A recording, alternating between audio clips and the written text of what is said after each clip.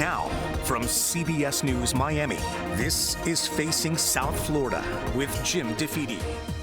Welcome to Facing South Florida. I'm Jim DeFede. Last week, as we were putting the show to bed, the news broke that Republicans in Florida were looking to join their colleagues in Texas and attempt to redraw congressional seats to take out several Democrats and help Republicans and President Donald Trump hold on to the House. Now, why is this such a big issue for Trump? Well, if Democrats win back the House, they will be able to hold hearings and create some level of accountability for the president. And it would likely bring his legislative agenda to a halt. No more big, beautiful bills. And look, traditionally, the party of the president usually loses seats in midterm elections. George W. Bush lost 30 seats during the 2006 midterms. During Obama's first term, Democrats lost 63 seats. Biden lost 9. And in Trump's first term, Republicans lost 40 seats in 2018, as well as control of Congress. The day after those midterm elections, Bush and Obama and Biden said they accepted the will of voters and adjusted their agendas accordingly. But we are no longer living in those days, as we have a president who continues to spread the lie that he won the 2020 election. So rather than face losing the House next year, the president is scrambling. He's talking about doing a new census this year and changing the rules of how people are counted so that it would favor red states. He reached out to Texas and asked them to redraw their congressional maps. J.D. Vance went to Indiana earlier this month to pressure the governor there to redraw their maps, hoping to eliminate the 2 Democratic members of Congress from that state. And so it is against this backdrop that Florida House Speaker Danny Perez announced last week he was forming a legislative committee to start work on redistricting. And Governor Ron DeSantis said he doesn't really care what the House Speaker is doing. He will work on his own plan to redraw the maps this year. You know, we believe there's defects in the current map. We also believe that the districts are malapportioned because of the explosive growth that we've seen in the state of Florida. And so I think even if they don't do a new census, even if they don't revise the current census, I still think it is appropriate to be doing it. So, I'm going to be working with folks in the legislature, but it'll be something that I think you can anticipate there'll be, good debate over. Here's the problem.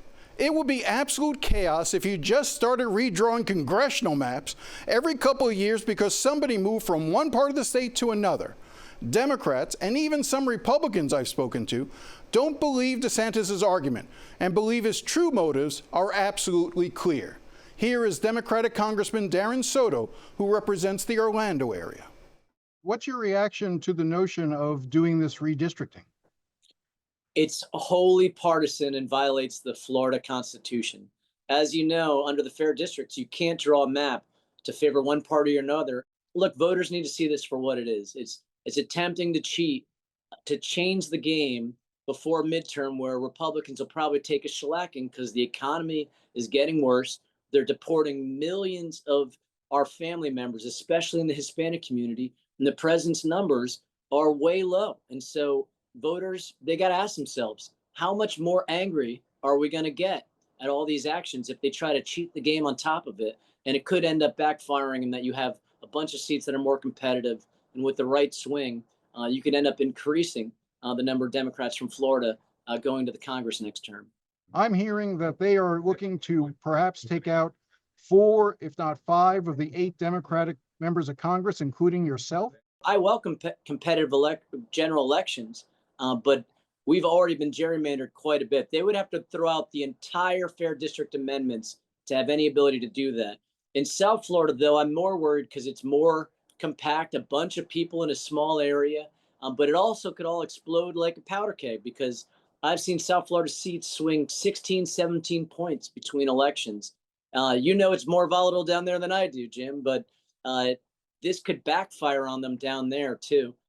You heard several times Soto refer to fair districts in the state constitution. I think it's important we understand exactly what fair districts is and why it's important. In 2010, Florida voters passed a constitutional amendment known as fair districts. It received 63% of the vote, and it laid out the rules for how congressional maps should be drawn. And here's the way it now appears in the state constitution. No apportionment plan or individual district shall be drawn with the intent to favor or disfavor a political party or an incumbent. Now it goes on to talk about how districts should be compact and follow natural city and county borders whenever possible. It also says maps should not be drawn to diminish minority rights. But when it comes to redrawing lines to help one political party and hurt another, the Constitution and the voters are clear. You can't do it. And yet DeSantis is moving ahead anyway. Democratic State Senator Chevron Jones told me he isn't surprised. The governor and his administration look at the state constitution or the Constitution in general as a suggestion. They don't follow it, and they do it for this very reason, to try the courts and push this type of stuff to the courts because they know they'll win. They don't give a damn about what the people of Florida voted for. And to be honest with you, they could absolutely care less, and that's why they're doing this, what they're doing. Passing the Fair Districts constitutional amendment was a major achievement for voters in Florida, and we tend to forget these fights. So I wanted to talk about the significance of the amendment with one of the attorneys who helped pass it and then defend it in court. Dan Gelber is the former mayor of Miami Beach and was the minority leader in the Florida House. In the Fair District amendments, which passed in 2010 with 63% of the vote of the electorate, which is, by the way, more than Governor DeSantis or any of the cabinet officials got, so it was more popular than almost anything else, has a simple concept, which is, people should pick their congressmen, and their congressmen shouldn't be picking their voters. And it outlawed gerrymandering that favors or disfavors a political party, and had all these other rules that made sense, like make your districts compact, make them follow municipal and city lines, so people with the same interests are represented by the same person. And so it was really a thoughtful thing, and it was overwhelmingly popular, and in fact is still overwhelmingly popular with not just Democrats, but Republicans and independents. Everybody believes that voters should pick their representatives, not the other way around. This is one of the key differences between Florida and, let's say, Texas. We see in Texas this taking place right now, but the reason why Governor Abbott in Texas can get away with outright saying, no, we're going to take Democratic seats away and elect more Republicans, is because there's nothing in the Texas state constitution that prevents it. Florida has it in their state constitution. Is that the main difference between the two instances? Precisely the main difference. The U.S. Supreme Court has not outlawed partisan gerrymandering. It hasn't made it a right either. But Florida's constitution, which is its seminal document, has said you cannot do this. You cannot draw districts that are favoring or disfavoring a political party. You've got to follow all those other guidelines, whether it's contiguous, whether it's compact, whether it follows municipal lines, things like that. And that's what Florida's constitution says, and that's what the voters expect people to do. Although it appears that possibly in Florida that some folks in Tallahassee are going to decide that they want to just forget about what the people wanted and what's in the Constitution and do what they think they can get away with. One of the things that I think is fascinating is that even with fair districts, you see the state of Florida, which has 28 members of Congress, 20 of which are Republican. And even the redistricting that they did just a couple of years ago favored Republicans more and more. Now, granted, Donald Trump won the state, by a fairly sizable margin, but not that would suggest that the state is so divided that it would be 20 Republicans and 8 Democrats, let alone if Ron DeSantis gets his way, he'd want to take it to maybe 24 Republicans and only 4 Democrats left in the state of Florida. It just seems as if even fair districts hasn't protected voters in the meaningful way that we intended. That's a great point, Jim. A recent study indicated that other than Texas, Florida is the most politically gerrymandered state in the nation. And it is. But the reason it is because the last map that the Florida Supreme Court approved from Governor DeSantis, it was not challenged based on partisan gerrymandering. It was not challenged on partisan gerrymandering. It was challenged because the folks that were suing believed that the minority districts were being diminished, and therefore that was what they made their case about. And the U.S. Supreme Court has said that under the many have argued that the Equal Protection Clause doesn't allow that anymore, and that's what the justices of the Florida Supreme Court said. So the reason why Florida is so overwhelmingly skewed right now is because there is partisan gerrymandering, and it hasn't been challenged in the Supreme Court. And right now, it's about to be, potentially even more gerrymandered. And I hope that it is challenged in the Supreme Court, and that the Florida Supreme Court does its job and animates and empowers those amendments, because that is what the people of Florida wanted. I don't want to get too deeply in the legal weeds here, but essentially the Florida Supreme Court and then the U.S. Supreme Court said that protecting minority districts, which was essentially what they were trying to do by drawing under fair districts, protecting minority district, the rights of minorities, is a violation of the Equal Protection Clause of the U.S. Constitution. So the state Supreme Court and then the U.S. Supreme Court held that. Is there any similar such protection in the federal Constitution for political gerrymandering? Is it a right to be able to politically gerrymander a district? Could the state constitution in Florida on this issue on political gerrymandering be struck down just as the racial discrimination part was? While the U.S. Supreme Court has lurched far to the right and has refused to say that political gerrymandering is improper, they have not said that it's a right and that you have a right to do it. And in fact, they have said that the states should govern that. And Florida is a state that has governed it through the Fair District Amendment. 63% of voters, through the citizen initiative process, put it in the Constitution. The first line of Florida's Constitution says all political power is inherent in the people. And the people spoke and said that. So Florida has a clear set of rules. This is obviously an issue we will be following closely. Now, when we come back, there are new and stunning revelations in the Hope Florida scandal. Stay with us.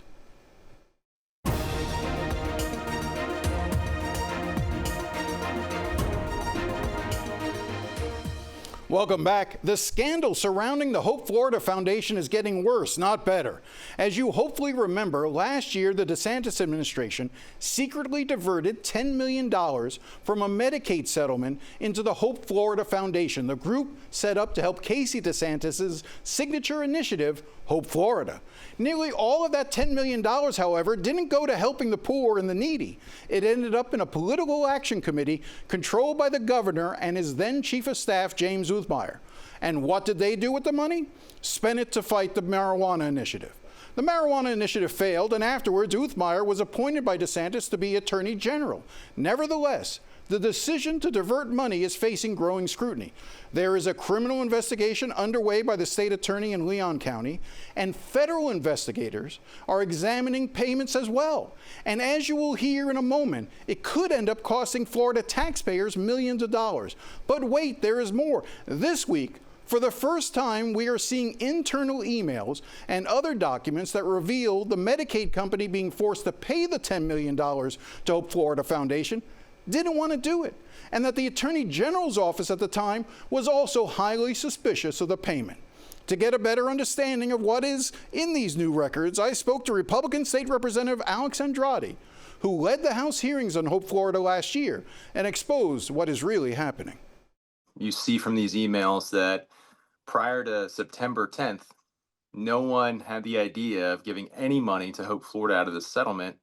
But on September 10th, there was a meeting between ACA executives and the executive office of the governor.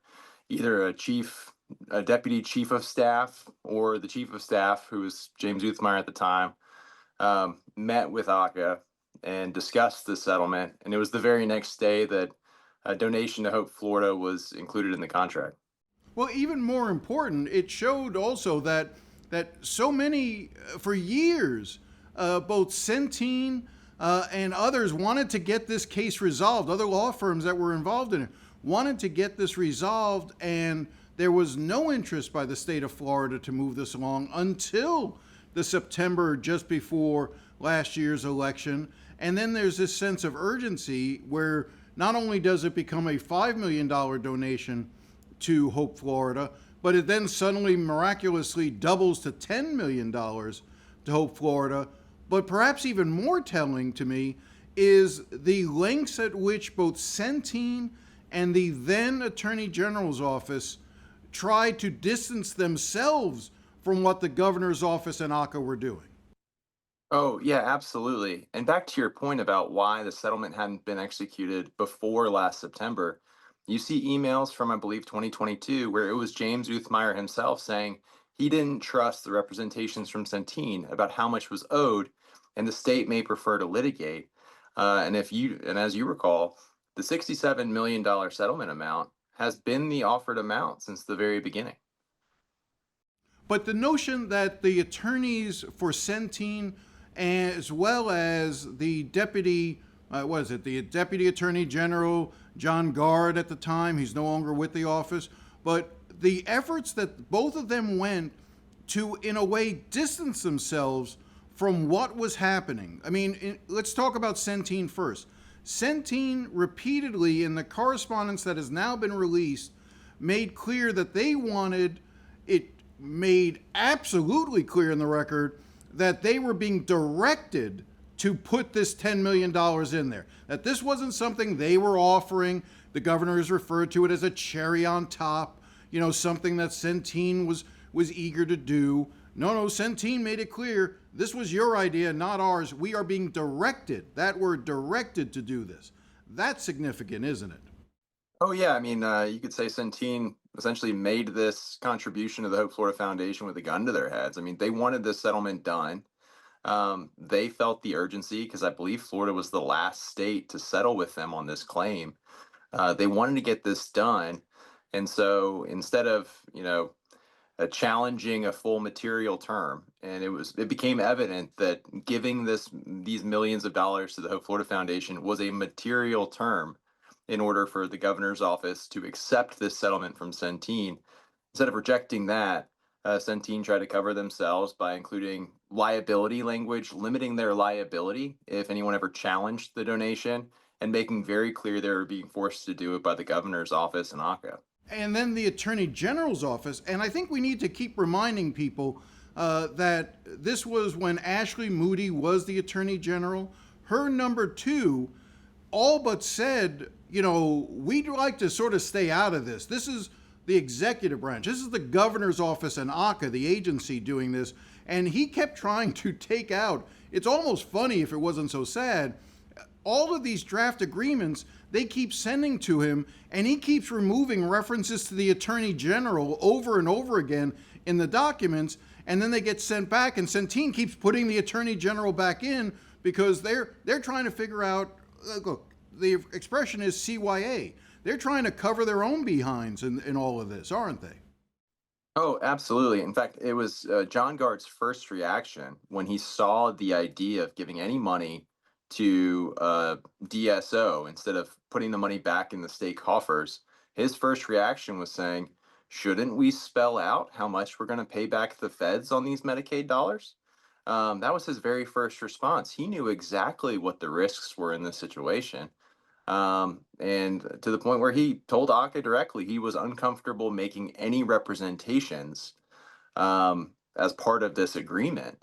The Attorney General's office wanted nothing to do with anyone thinking that they were directing this payment, they had any idea or input on making this payment, and they were simply saying, we're going to agree not to sue Centene once this settlement was signed. Do you still believe that this constitutes money laundering? Yes, absolutely. I mean, this is a misuse of Medicaid money. This is money laundering. On top of that, the Hope Florida Foundation is a 501c3 direct support organization that is tied to DCF, a state agency. It's a state agency arm charity, essentially. For him to put them in the position to where they could be subjected to a $2.5 million excise tax, because as a 501c3, they can't spend $10 million on campaign activity. The IRS would qualify this as lobbying activity. They can't spend that much. They could spend at most maybe 100, 200 grand. The IRS regulations state that the Hope Florida Foundation could be subjected to a 25% excise tax on any amount they spent in excess of their allowable amount they could spend. So 25% of $9.8 million is what, $2.4 million? The Hope Florida Foundation doesn't have the money to pay that back. For our chief of staff to put them, for the governor's chief of staff at the time, James Uthmeier, to put them in a position to where the state taxpayer might be on the hook for paying the taxes a state charity owns is just galling to me, let alone the fact that we're going to owe about $6 million on this $10 million that James Uthmeier absconded with. We still owe Medicaid the federal share for that amount too. And it's going to be state taxpayers who are footing the bill for that. It'll be nearly $6 million in state taxpayer dollars that are going to have to come up with that we're going to have to come up with to pay the federal government back their share. You mentioned the potential violation of IRS laws with regard to the Hope Florida Foundation with their 501c3 nonprofit status. Do you have any understanding? Do you get the sense that the IRS, the Internal Revenue Service, is actually looking at that, analyzing that, and may go after the foundation? Yes, I have an understanding that the IRS is looking at it, that CMS, the federal Medicaid program, is looking at it. Again, I'm not in a position to tell you what the ultimate conclusion is going to be. I'm just providing the information about what the outside risks are. I mean, a state DSO could lose its 501c3 status and owe the federal government $2.5 million as an excise tax, all because of the reckless activities of one state government employee, namely James Uthmeier, who is currently the Attorney General. I saw you recently say that you think Uthmeier either should appoint a special prosecutor, a special counsel to investigate all this, and or resign himself. Do you believe James Uthmeier should resign as Attorney General? I absolutely think James Uthmeier should resign as Attorney General. He can't, with a straight face, prosecute anyone else for misuse of Medicaid funds, an abuse of public office, an abuse of the public trust. He can't, with a straight face, prosecute a large portion of what the Attorney General's office is expected to go pursue, let alone the fact that we just discovered recently the Attorney General's office, at likely the direction of James Uthmeier, egregiously violated the Public Records Act. The Attorney General's office is the one that drafts the manual that tells every other public employee in the state on how to comply with the Public Records Act. And yet recently we saw an instance where the Attorney General's office tried to trade on exclusive access to public records in exchange for preferential treatment or favorable news coverage. I mean, some of this stuff is just it's so galling. You would never expect a public servant to act this way. It's just shocking to me. I have invited Attorney General James Uthmeier to come on the show. That offer remains. He's welcome anytime. We'll be right back.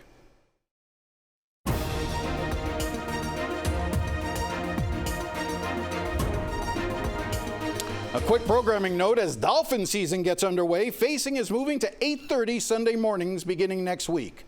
Well, that's all the time we have today. If you have any thoughts or comments, feel free to contact me at jdefede@cbs.com. Oh, how I do love hearing from you. Thanks again for watching, and enjoy the rest of your day.